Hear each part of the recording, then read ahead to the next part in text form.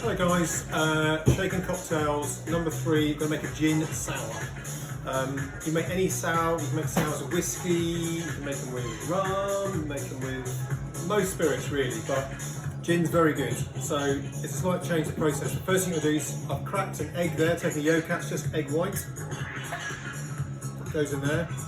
We're going to what's called dry shake it with no icing, or literally one lump of ice. Gets you a nice froth, so you'll see in a second.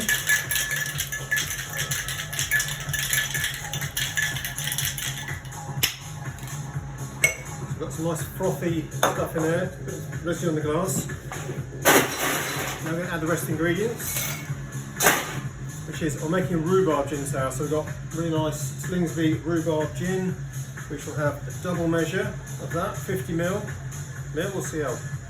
You better check that, a double measure. CL is probably a lot. And then we want a single measure of lemon juice and a single measure of sugar syrup. So that's, you're going to get your egg white in here, that goes back in. Nice bit of froth. I'm going to shake it again.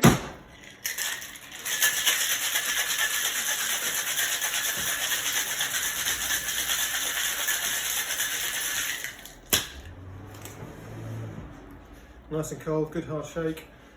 There's my pre-chilled glass, Hawthorn strainer, double strain it with a normal sieve strainer. And here we go. See, nice and frothy, smells amazing, a lot of rhubarb. That smells really good actually. You've got a great bit of froth on there. You see it settle, a bit like espresso martini.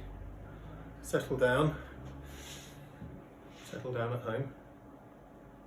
And then a bit of lemon to garnish it, and that is a rhubarb gin sour, nice and pink, banger.